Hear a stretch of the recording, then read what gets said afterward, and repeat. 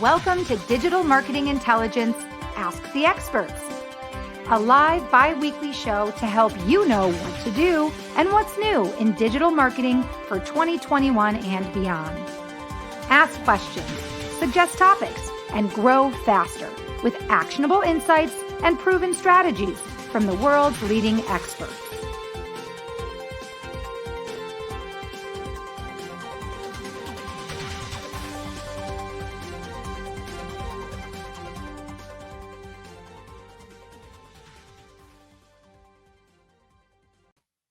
Hi, everybody, and welcome to Digital Marketing Intelligence Ask the Experts. I'm your show host, Marissa Morgan, and I am also the Business Development Manager at Engage. On behalf of myself and the entire team at Engage, I want to welcome you to our bi-weekly show. Today's topic: we are talking about the keys to business sales success in 2021 and beyond. We are going to debunk some of the myths, and our guest expert is going to share some game-changing tactics to help you come ahead a winner. And don't forget to stick around for our Engage Digital Marketing News of the Week. We will share that after today's talk. So make sure you tune in and stick around for that. You don't want to miss it. Before we get started with today's talk and I introduce you to our guest expert, I want to share that all of this valuable information today is brought to you by Engage. Now, I think you'll agree that in today's super competitive marketing environment, the key differentiator for all businesses is customer experience. Am I right? Happy customers buy more, they return less, they convert faster, and they remain loyal. I want to share a little information with you about the customer optimization experience. So, the key to providing your customers with the best possible customer experience, well, first, you want to make it convenient for them to communicate with you. And second, you want to give them reasons to trust you and your business. And that is where you'll want to check out Engage. Engage offers free forever tools that are all focused on optimizing customer experience. Okay. So with Engage, you and your team can communicate with prospects and customers where they are, when they prefer, and in context across multiple channels. Well, that is the ultimate in convenience. Am I right? And you can also use Engage to help build trust. You can personalize conversations and you can personalize product recommendations, and that helps you convey the belief that you understand and that you care about your customer. And that is what it's all about, optimizing that customer experience. Make sure at the end of our show, you hop over to www.engage.com and check out more. And I want to pop that up on the screen. If you want to screenshot that, there is our URL. And all of the tools at engage.com are free forever. So check them out after the show. Okay, without further ado, it is time for me to introduce this week's guest expert coming to us all the way from Scottsdale, Arizona. Our guest expert today is Tom Williams. If you don't know Tom Williams, you need to. Founder, president, vice president of sales and marketing, author, and registered respiratory therapist are just a few of the titles that Tom has held throughout the span of his very impressive career. Today, Tom is currently the founder and chairman of Strategic Dynamics, Inc., a firm that helps organizations accelerate revenue generation by improving sales effectiveness. The firm offers new hire and behavioral style assessment tools that specialize in leadership, sales, management, conflict resolution, and communication. He also helps with the buy-sell process mapping, development of sales playbooks and buyer personas, and All of his programs are based on two books that are co-authored by Tom. The first book is called The Seller's Challenge: How Top Sellers Master 10 Deal-Killing Obstacles in Business-to-Business Sales. And his second book is titled Buyer-Centered Selling: How Modern Sellers Engage and Collaborate with Buyers. Tom's 25 plus years of experience consistently building shareholder value in medical and technology has really created an amazing career span for him. And today he's here certainly to share his expertise on business to business sales. And not only is he going to offer some insights for us, but he's going to debunk some myths and teach us how to master the business to business sales game. Tom, welcome to Digital Marketing Intelligence, Ask the Experts. Well, thank you, Marissa. I appreciate that warm introduction. It's a pleasure to be with you today. We're so happy to have you here. And if you're joining us today and you're tuning in for the show, please let us know where you're tuning in from. You can drop that little detail in the comment section. This is a global show, and we've had viewers tuning in from Brazil, Puerto Rico, across the United States, London, all over the place. So please let us know where you're tuning in from today, whether you're watching on Facebook or LinkedIn Live. And if you have any questions for Tom during our show at any time, drop them in the comments section, and we'll be sure to bubble them up and have answers for you during our show. Well, Tom, your 25 plus year business, marketing, technology, healthcare, respiratory therapy, very interesting. Your career is very interesting. I'd love to learn a little bit more about the path that led you to found your current company, Strategic Dynamics. How did that come about? Well, Marissa, it was kind of interesting. I was a senior executive with two different companies that went public. One was a medical device company. Another one was a hospital management company. And so I learned what that experience was all about. And then I started and sold a medical services company. And after that, I thought, it'd be kind of fun to run and start a small boutique, sales and marketing consulting company, where I didn't have to worry about growth, earnings, and being on that treadmill, every single day. So I work with clients that are on that treadmill, but, we're not on the treadmill. You are almost like their personal trainer. You've got that slice of pizza and you're dangling it and they're running for it, right? Exactly. Well, as someone who has not only co-authored several books, founded your firm, and really is very strong in the coaching and the consulting category, what are the most common problems, or what is the most common problem that you find your clients are coming to you to help solve? It's a really interesting question, Marissa. I think it's a couple of things. One is buyer centricity. Everybody, the buzzword right now is how to be buyer centric. And I think our second book has really resonated, with people as to how do you become more buyer centric. And when you kind of drill down underneath that, there's generally some really interesting topics that arise. One is, how do I overcome status quo? How do I deal with the procurement, the rising number of procurement professionals and their demands within their buying organization. So those are some of the common themes that we're seeing, every day. And do you find that those themes, the need for buyer centricity, really customer experience, do you find that those needs and issues vary by industry, by company size, by geography, or is it kind of the same across the board? I think it's pretty much the same across the board. I think the smaller companies and mid-sized companies have more struggles than the larger companies because they've got less resource, and I think they have to deal with it. But by and large, everybody is trying to grow and increase their win rate. And and what's interesting is the win rate has stayed stagnant for the last 10 years. It's right around 47%. And so it's obvious to me that what's happened in the past, a lot of the training and things that have occurred just isn't working. And so companies are looking for a change. They're looking for something different. And everybody's trying to become more buyer-centric. And that is why they come to you. You've co-authored 2 books, you've founded your own firm, and you are an expert on business-to-business sales. How do you say that word? Efficacy? Is that right?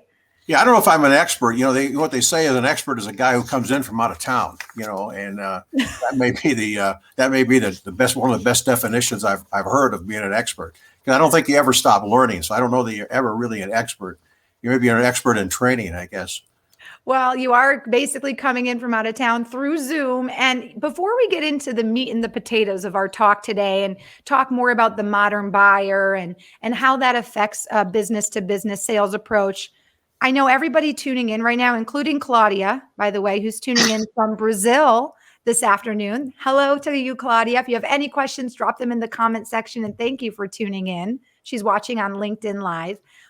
Everybody is probably going, whoa, look at this guy's office. In a time where we're all working remote, right? Or many of us are during the pandemic.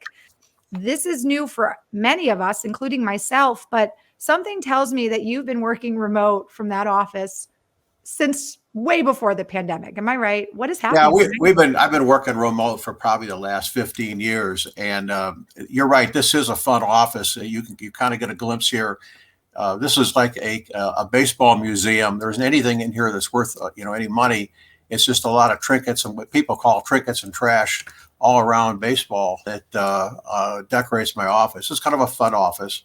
What you can't see is I have a train that goes around the top of the entire office, and I have right above me. I have a separate track where it's a little bumper guy that goes up and down, and then over here to my left, I have the 26 ducks in a row. And over here on my right in the back, I have the seven dwarfs. They're prominently displayed. And in front of them is a Batmobile that's about 3 feet long, made out of Legos. And so people have a lot of fun when they come over and visit me at my house, and they come into this room. It's hard for me to get them out of my office, but once they come in, it's kind of a fun place to visit. But it's even more fun place to work, right?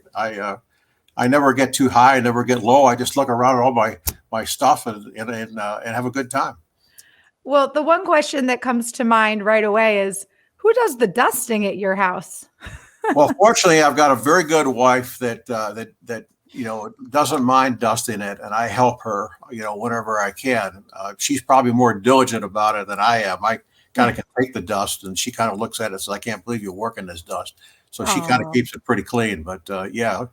It does require some due diligence on both of our parts to keep the dust away. Well, your office takes the cake compared to mine. It's a pleasure to have you on the show, and really fun to see the backdrop with which you kind of conduct all your business. So you have to have fun when you're working, Marissa. That's right. If it's not fun, why are you doing it, right? Right. Well, let's dive into why you're here today. Today, you're here to really help us understand how we can get ahead in 2021 in terms of the business to business, sales win. As you said, in one of your introductory questions, you stated that everybody wants more wins, everybody wants more sales, everybody wants to be more customer centric, but pretty much across the board, the sales ratio has stayed kind of stagnant around 43%, which means companies are missing out on 55% of more sales that they could be taking. So I think the key to understanding how to be more customer centric is to understand the customer. Am I right, Tom? We have to understand the customer. And you have some interesting statistics you'd like to share with us about who the modern buyer is. So I'll go ahead and get those up on the screen, and maybe you can talk to them a little bit and share those statistics with us and what they mean. Before you do, can I just talk a little bit about, who the modern buyer is? Absolutely. I think, just to kind of center everybody, today's buyers are more informed and educated than ever before. They've researched, they've assessed, and they've formed opinions, about you and your company before they've even reached out and said hello. Most of them have already developed, a short list of providers that they want to talk to. Most have a list of questions that they want to ask, and they have a general idea of your pricing. So my philosophy is sellers today have got to sell differently. They've got to offer insight and perspective. They've got to collaborate with their buyers to co-create solutions. And then they've got to become a concierge, to help them buy and while building consensus, but also while mitigating risk. I mean, that's really what the modern buyer, has got to do. And the seller has got to understand how that buyer has changed. I like how you use the word concierge because at Engage, the whole concept of our business model is optimizing customer experience. And when I think of what a concierge does, whether it's at a hotel or in a condo complex or at a restaurant or in any sense of the term, a concierge does the exact same thing. You optimize the customer experience. And that's what keeps the customer loyal, keeps the customer coming back for more. Um, I want to pop up a comment real quick. Larry is tuning in saying it looks like Brazil is the leading guest or leading audience member today because he's also tuning in from Sao Paulo, Brazil. And he loves Tom's definition about experts. So Thank you, Larry. thank you so much, Larry, for dropping us that comment. We love when everybody engages with us. So make sure you drop your comments and questions in the comment section, and I'll get to them as you drop them.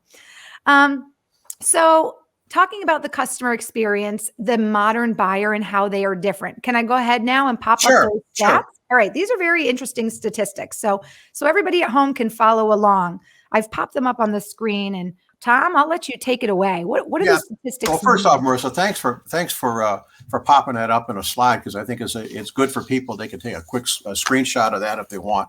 But let's kind of walk through each one of these. When you talk about who the modern buyer is, startling statistic: 42% are under 40, and they all grew up with technology.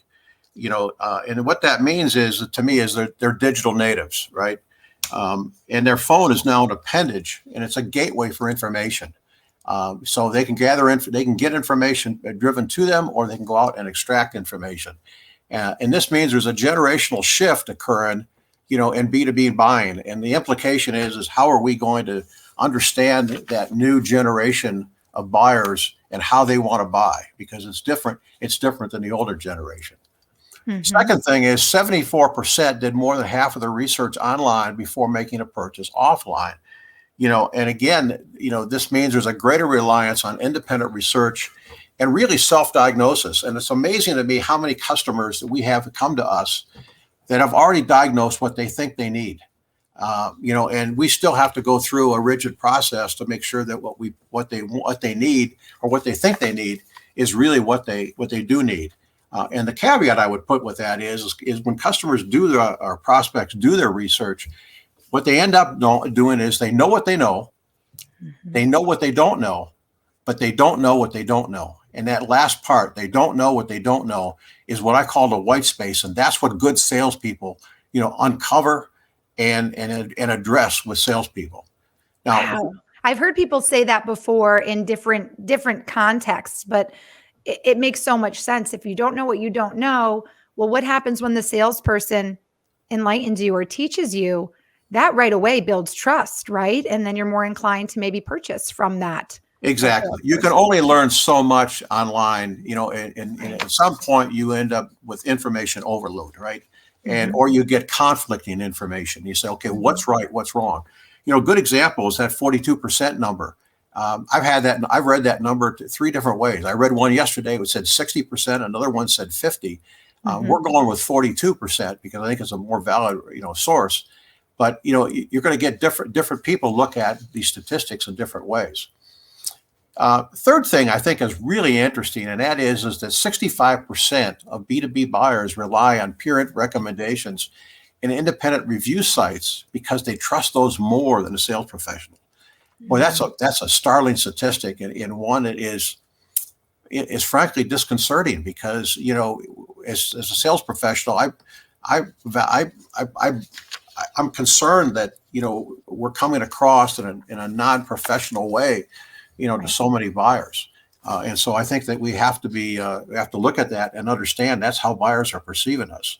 Mm-hmm. Thirds of buyers prefer a remote human interaction or digital self-service.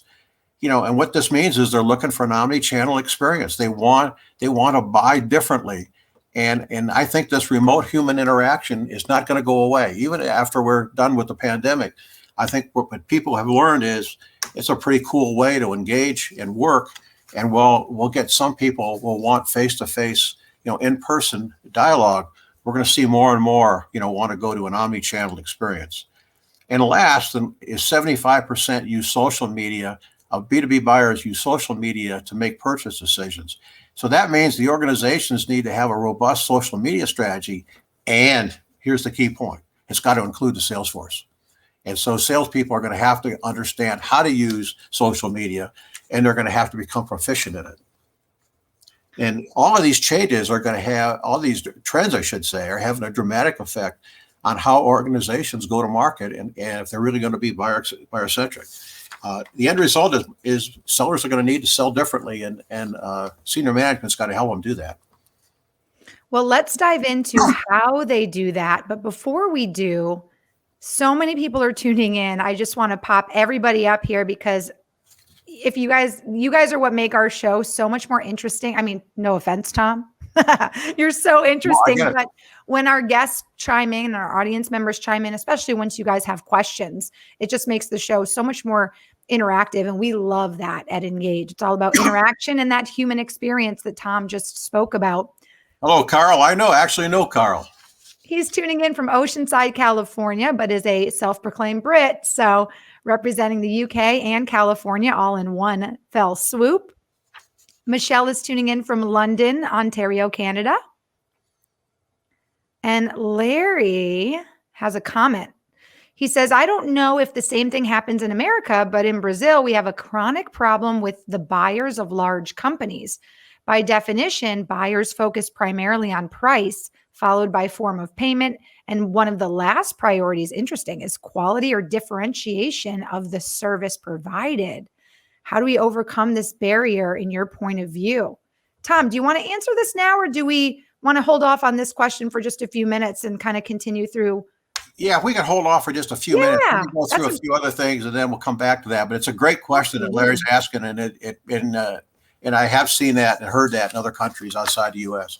Perfect. So Larry, we're going to get to your question in just a moment, but I don't want to lose kind of our momentum because, okay, so Tom helped us identify who the modern buyer is and how things like technology, social media, them wanting to be on their phones all the time, or that modern buyer wanting to rely on opinions and referrals from friends before they buy, how all of those things has changed how the buyer approaches buying.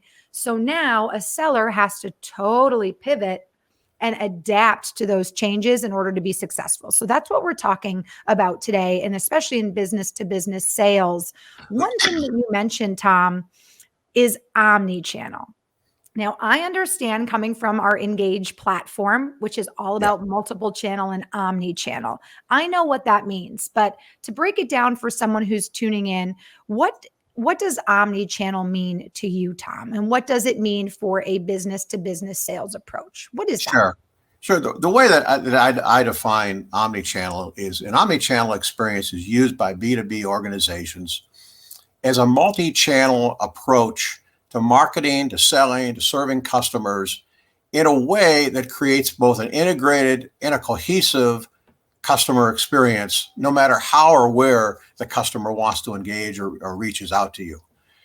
Now, what's interesting, Marissa, is that most companies would say, Tom, we have that today. You know, we've got a website, we've got a blog, we have Facebook we use Twitter, and we use these platforms every day to engage and connect with prospects and customers. So what are you telling me? And I think the key difference is that an omni-channel experience accounts for all the devices and all the platforms that a customer will use to interact with your company. That knowledge then is used by your people within the company to align their messages, their goals, their objectives, and that overall buyer experience across each channel and each device.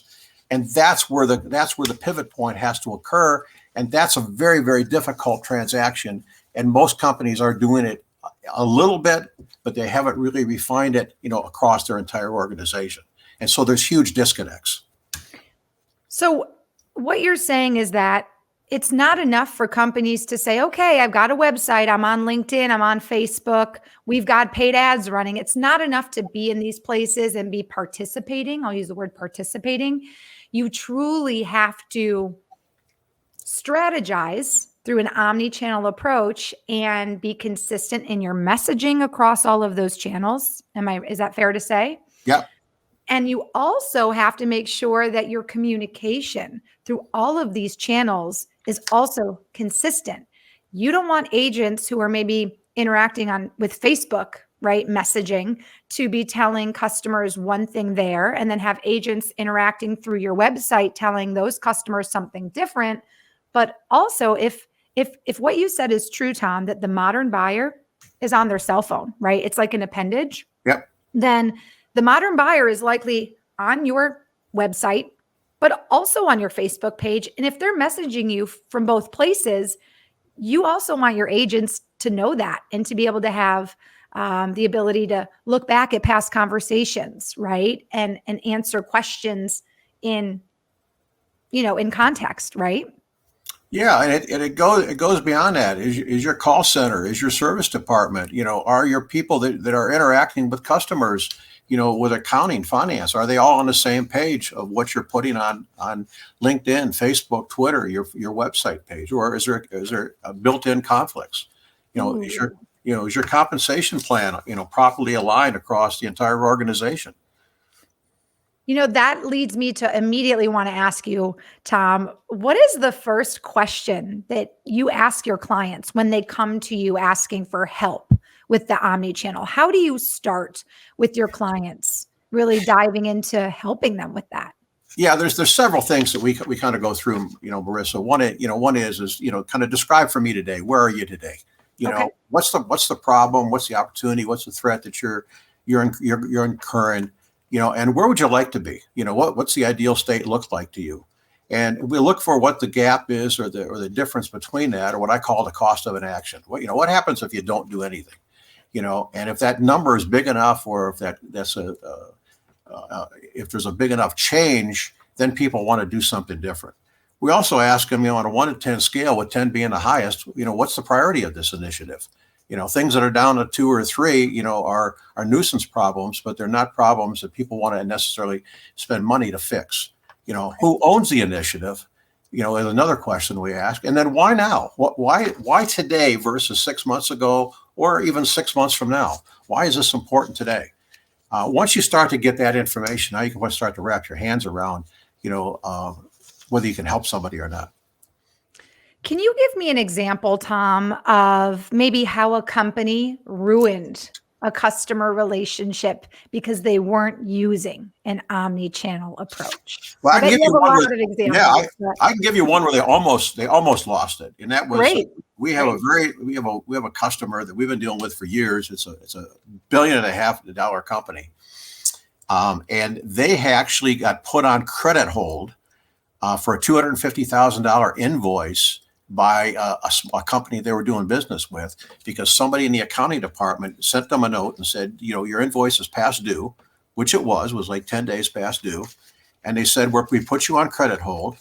And on top of that, we're going to turn you over to a collection agency if we don't collect our, you won't pay us within 10 days.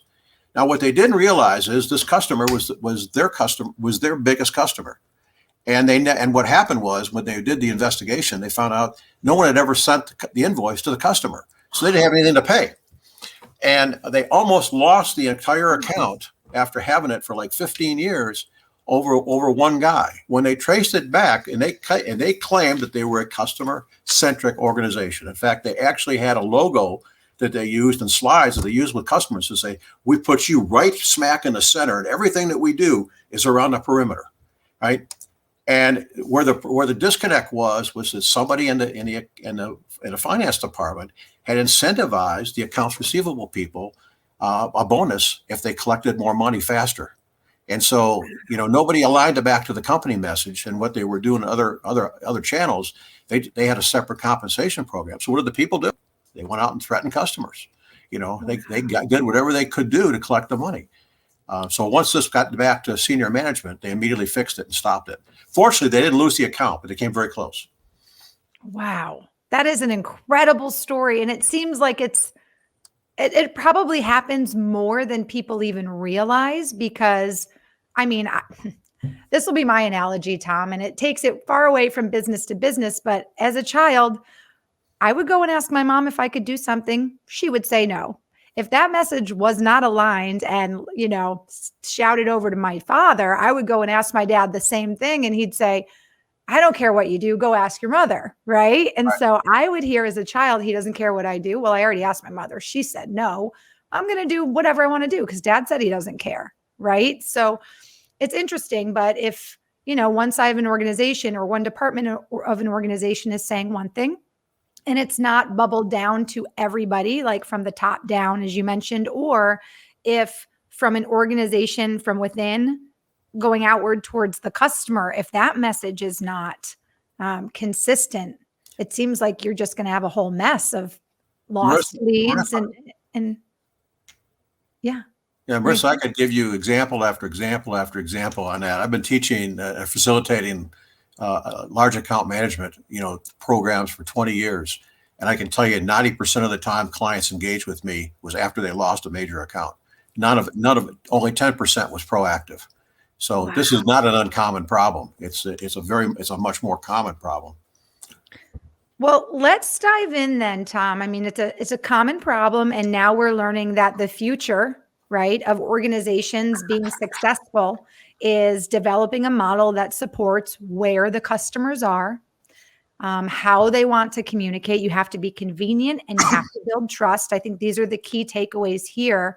Are there any other trends that you're seeing in Yeah, terms of business to business buyers? yeah. There's two, Marissa, that I would bring up, and I don't think they get as much attention as they deserve. The first one is that B2B buying today is occurring more and more with teams, and the teams are comprised of multiple stakeholders from multiple departments that will be affected by the change.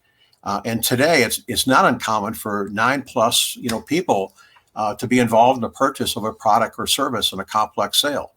The challenge is that this large diverse group often doesn't know how to buy because they've never bought this particular product or service in their organization, or they don't even know if their organization has a specific buying process that they need to go through. So as a result, they have a tough time reaching consensus because there's so many people with diverse ideas and diverse opinions.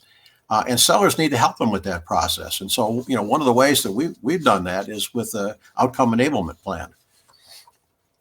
And what is an outcome enablement plan? Yeah, an outcome enablement plan really, at its very basics, is just simply a plan between the buying and the selling organization to explore jointly the feasibility and Hmm. benefits of a business relationship. So think of it this way. It outlines the key elements of how a buying decision is typically made in different companies. And so you outline a list of milestones, the major milestones that you have to go through, and then you list underneath each milestone what are those activities that need to be done. And when you do that jointly with the buyer, what you're really doing is helping him through a maze that he or she doesn't understand in their own organization, so it becomes a tremendous benefit to them to have all this insight and information, in advance. And so what it really does is that it makes sure that the opportunity, doesn't get stalled, doesn't get delayed, or doesn't get set aside because people know what they're supposed to be doing. It's a really powerful, powerful plan, and we've been using it for years. And when I present the idea and the concept to prospective buyers, they love the idea. I mean, they salivate over it. They just can't get enough of it. Can you give us an example of maybe an outcome enablement plan in action? Yeah, I'll give you one. I can Yeah. give you one. One that we just closed a large consulting agreement, Mhm. about a month ago, and what was happening, what we introduced the plan to our contact, and what we did is we helped her think through what the project scope was, who the stakeholders were that were going to be involved, that we would need to have an interface with, access to, in order to interview. What were the deliverables that we were going to provide and that they needed to see. What was the decision criteria, their decision process, what was the timing, and then we laid out our payment process. And so it was laying all this together out, and it just made it very streamlined and very easy, for them to say yes.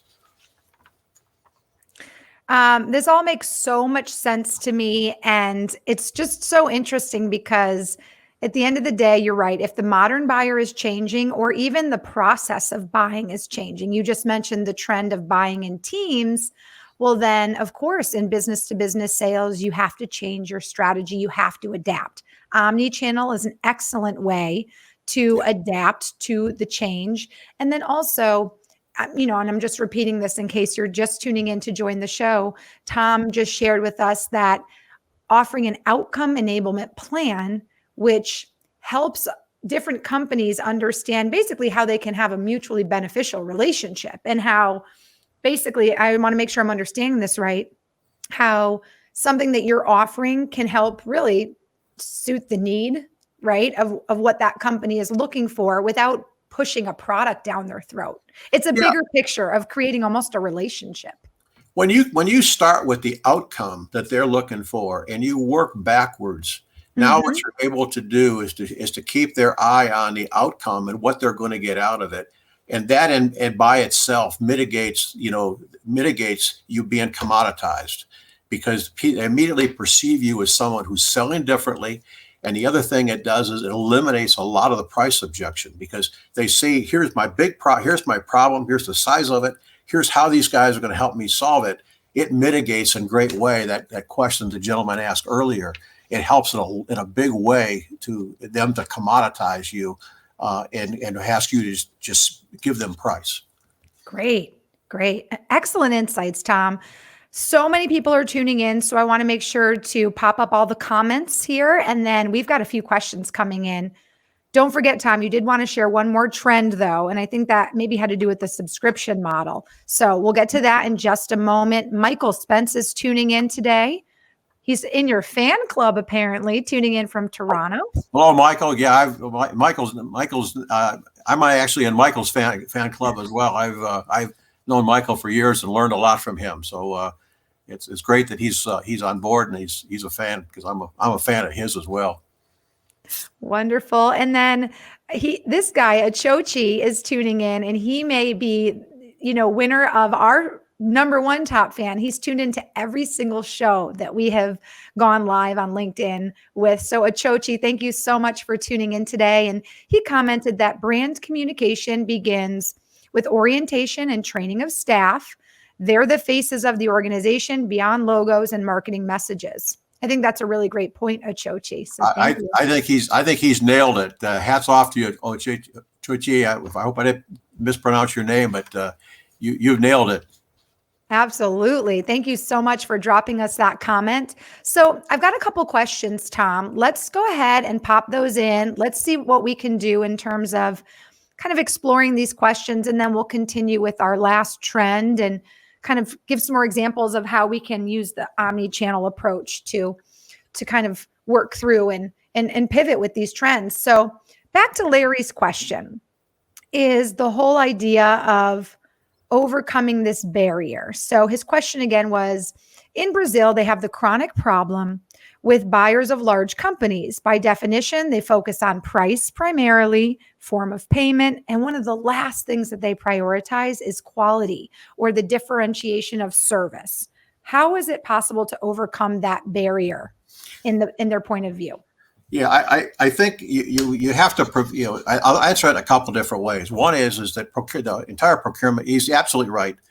The procurement function is undergoing a metamorphosis, and most of the time, procurement has been paid in the past on lowering a price, and that's how they've been compensated in terms of a bonus program. Is how much the percent of companies spend they've decreased on a year-to-year basis. That fortunately for sellers, that's changing, and there's a big move amongst procurement across the globe to be more innovative and understand how they can drive better outcomes for their organization. So I think there's a couple of potential strategies to use. One is to understand what is the level of maturity of the procurement department you're actually dealing with. And we actually cover that in the Seller's Challenge book. The second thing is to always sell on value, and the value starts with really differentiating and not allowing the company to commoditize you. in any way, shape, or form. And I think the third thing is what I addressed earlier is really understanding that before where they are today, where they want to go to, where that gap is, and what's the priority of that, and showing them what they're leaving on the table by taking a reduced or an inferior type product. I think it's just really hammering hard with that value in a consistent way. Again, there's that word consistent, right? Consistency is key, whether it's in your messaging, whether it's in your strategy, or as you just mentioned, whether it's in even the technique, or I guess that is strategy. But yeah, and I think, in Larry's defense, sometimes we've got companies that are designed that they want to sell value, but they're in a strictly price-driven market. And if you're going to be in a price-driven market where that's all that it matters to people, then what you've got to do is have a product offering that is in that segment. In other words, you've got to be able to sell on low price because they don't care about any type of differentiation.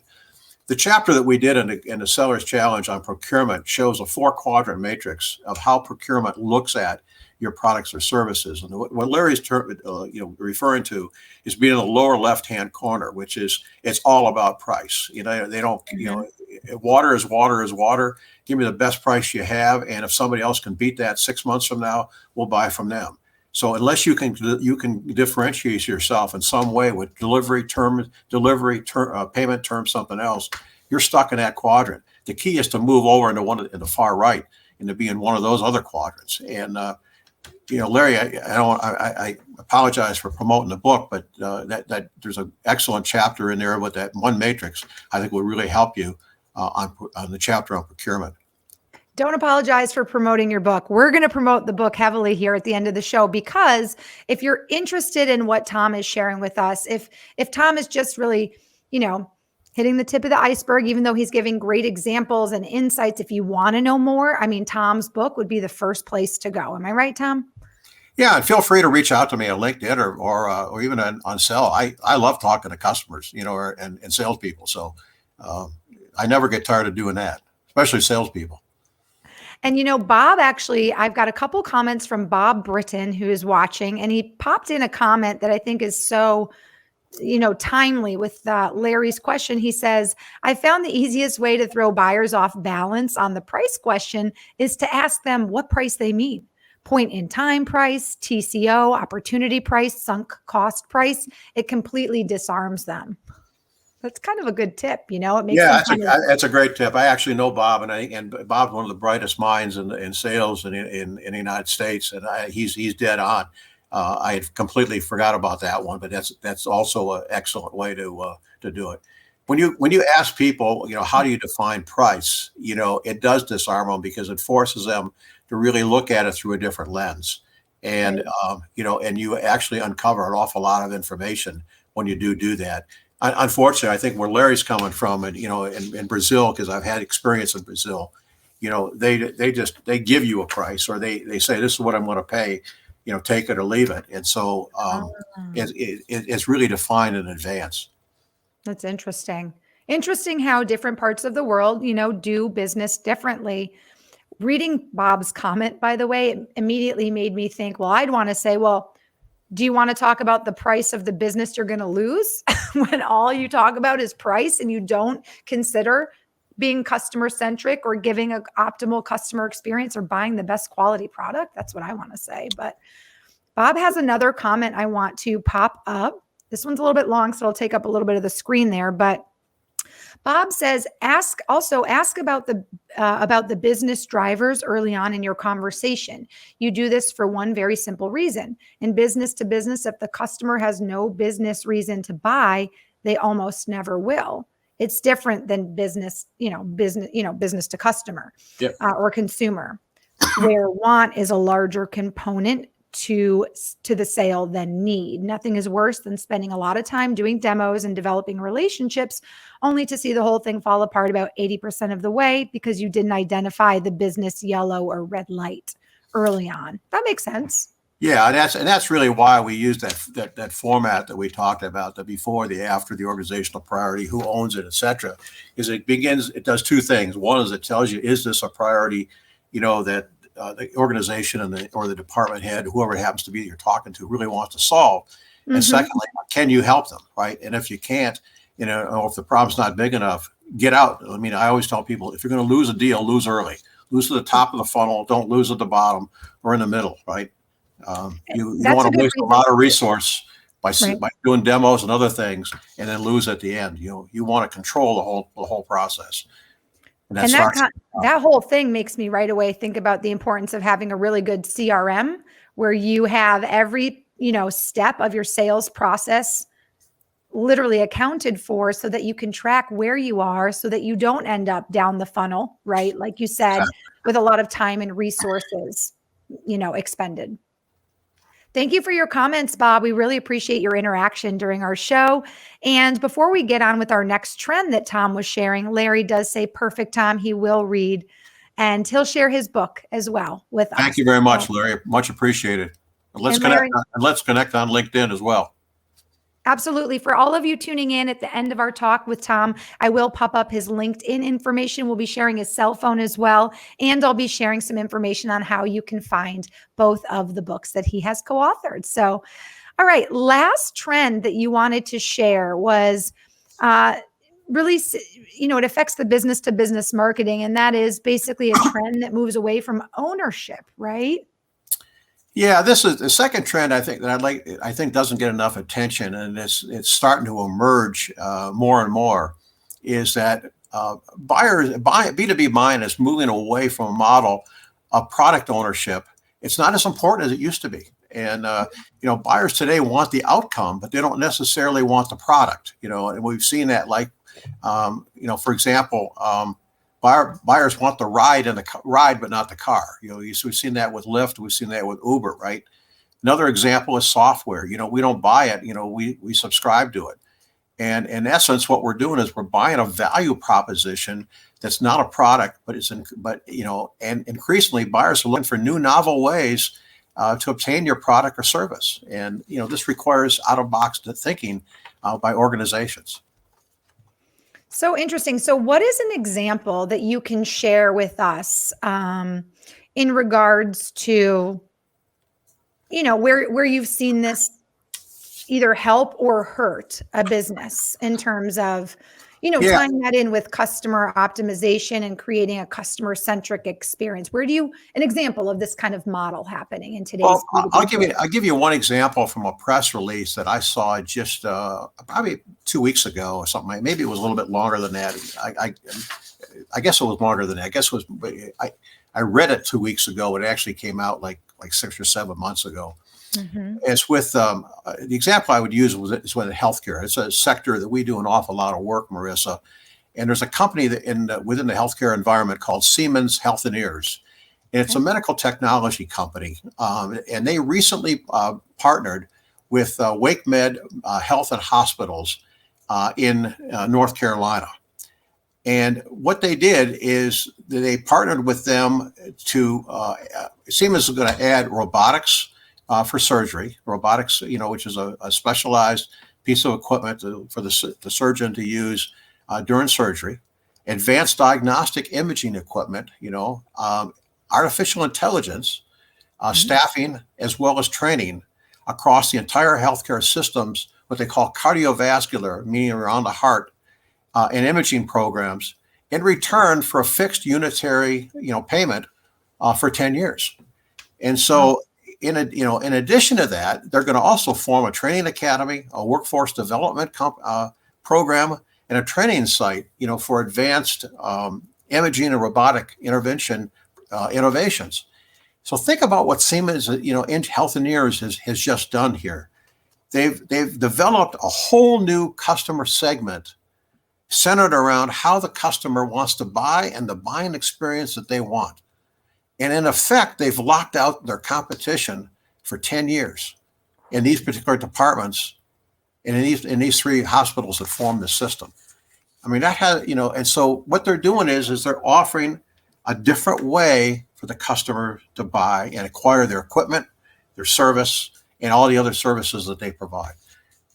And It's phenomenal. it sounds like they're making it so convenient, which is key, right? If they only have one, if this hospital chain only has one payment to make, whether it's once a month or once a year, to one company who has Yep. now provided them with basically 10 different areas of product, intelligence, staffing, technology, artificial intelligence. How easy is that for billing? How easy is that for the company to keep track of their expenses and, building that relationship? And it's a 10-year contract. That's incredible. Yeah, I'd like to be in the sales representative or the sales exec that sold that contract. That's a pretty nice deal. You're going to get paid over a 10-year period. He's probably watching our show right now live from the island of Tahiti while he Yeah, drinks pina exactly. colada. Yeah, yeah, yeah. He now doesn't need to work anymore. Right. That's incredible. So there's a perfect example you just shared of a healthcare company that saw the need to adapt how they sell. And in this situation, they almost bundled their services. It sounds like is what they did to be able to appeal to this chain of hospitals. Is that right? It's all about how do you create disruption in a positive way that aligns with the buyer. Engage is all about disruptive and disruption. Those are our key words. Our platform, it's disruptive because it's free forever. People are like, how can it be free? Well, it is. And there's a lot of competitors out there doing exactly what we do. I mean, we do it better. I'm just saying, but we're able to do it free and give businesses the chance to scale and grow and optimize the customer experience. And I think what we've learned today, Tom, is that is what it's all about. It sounds like from what you're saying, businesses, whether it's business B2C or B2B, they have to be customer centric to succeed. And they have to optimize the customer experience. And to do that, you have to be convenient. You have to respond where they are. You have to where your customer is. You have to be on social media, and you have to be really good about aligning your messages. Am I right? Is this all fair to say? Is this really the ultimate takeaway? Absolutely. Yay. Well, you have shared so many insights. I appreciate all the examples that you shared with us to highlight all the trends that you're seeing and the statistics on the modern buyer, all very, very helpful. And I think whether it is B2B or, if someone's tuning in and they're thinking B2C, I think a lot of the trends probably carry right over. Would you agree with that as well? I would. Yeah, I would. I think if you think about it, we're all B2C consumers. And what Mhm. we're seeing is that we're all looking for a better buying experience. I call it a frictionless buying experience. And if you see that and you attain that in your B2C market, then it automatically transfers over to you. We get back to B2B and say, why does it have to be so hard here? Why can't we sell differently? Or why can't we buy our products differently? And that's causing that metamorphosis. We're starting to see it now, like with the advent of what Siemens is doing and others. But we're going to see much more of it. There's a huge opportunity for companies to differentiate themselves. Well, I really appreciate you being here. You have shared so many incredible insights. And I think one thing we really want to share with the audience is a little bit about the books that you've co-authored before I let you go, because you've co-authored 2 books. They are available on Amazon and in bookstores worldwide. Do you want to speak to your books briefly before I share your contact information? Yeah, I think the 2 books are really centered around the most common challenges that salespeople encounter on a day-to-day basis, and so each chapter stands on its own in each book, and so people can pick and choose the areas they want to read, or they can read the entire book. Wonderful. So it's the Sellers Challenge, how top sellers master 10 deal killing obstacles in B2B sales, and Buyer Centered Selling, how modern sellers engage and collaborate with buyers. I like that you mentioned the chapters are standalone. That is very helpful when people are, trying to grab nuggets of information and find guidance, coaching, and help for specific problems as Yeah, and well. on our website, Marissa, they can also download the workbook for each book, to apply the concepts. There's also a Great. bunch of concept cards in each one to help them crystallize some of the content in each chapter. So there's some additional training tools that are free for anybody to use. They'll be beneficial to anybody, even if you don't read the book, but it'd be much more beneficial if you did read the book. Wonderful. And I think you can find more information about Tom's books, about his firm, and also how to contact him on LinkedIn. I'll share with you now his LinkedIn profile URL, also his cell number if you want to go ahead and screenshot that information. Is LinkedIn a great place to connect with you, Tom? Absolutely. And if they do, please reference that you were on this podcast, so I'll know and can kind of tie it back to the show. Wonderful. I want to share a few last comments before I send you on your way, Tom. Carl Roberts simply said, excellent stuff, Tom and Marissa. Thanks, Carl. Appreciate it. And he was the Brit, right, from Oceanside, if I remember.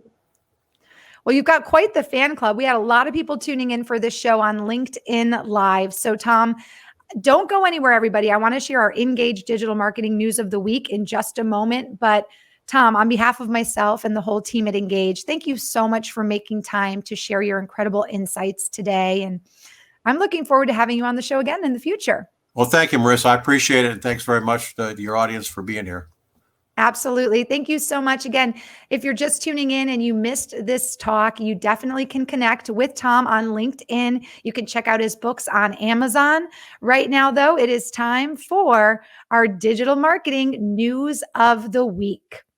This week, LinkedIn just announced LinkedIn Learning Hub, an expansion of LinkedIn Learning.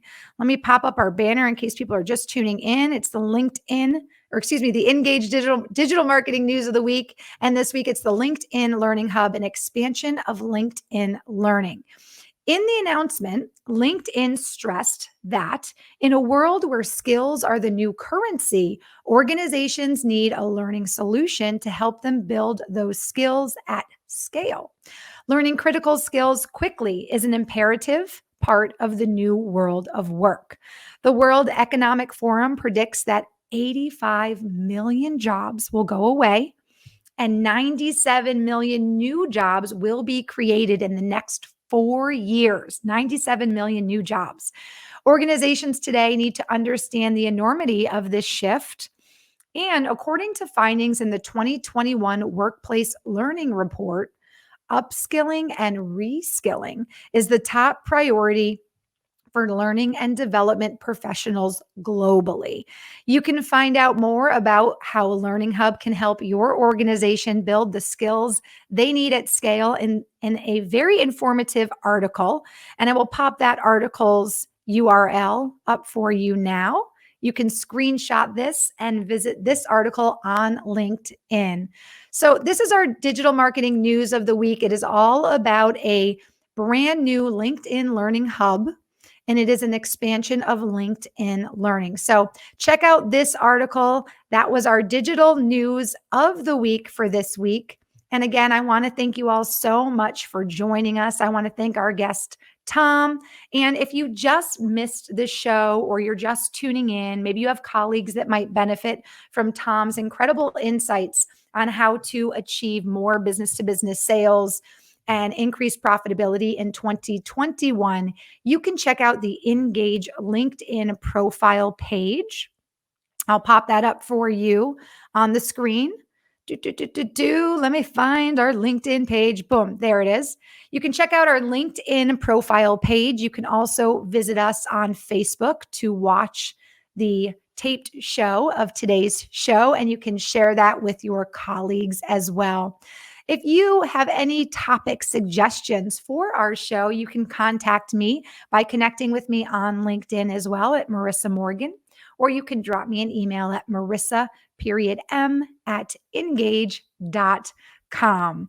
Please feel free to drop me any topic suggestions, or if you have any questions for previous guests or would like more information on Engage, that would be the place to reach me. Thank you so much for tuning in on behalf of myself and the entire team at Engage. We can all agree today we learned it's all about being customer centric. It's all about optimizing the customer experience by being convenient for your customer, communicating with them across multiple channels using an omni-channel approach, and also by building trust. And you can do that when you utilize the Engage platform. So make sure after our show, you check us out. We are Engage, and our website is www.engage.com. Be sure to tune in on Thursday at 12 p.m. Eastern for our next episode of Digital Marketing Intelligence, Ask the Experts. On behalf of myself, again, the entire team at Engage, thank you so much for tuning in. I'll pop up our last few comments from viewers. Larry says, thank you so much, Tom and Marissa. Very nice stuff. Bob says, nicely done, folks, and thanks for the shout out. You're very welcome, Bob. Claudia, who's tuning in from Brazil, also says, thank you. So if it wasn't for you watching and tuning in and interacting with us, we wouldn't have a live interactive show. So make sure you tune in again on Thursday and check out our LinkedIn page for our upcoming show schedule. Thank you guys so much for tuning in. We'll see you next time.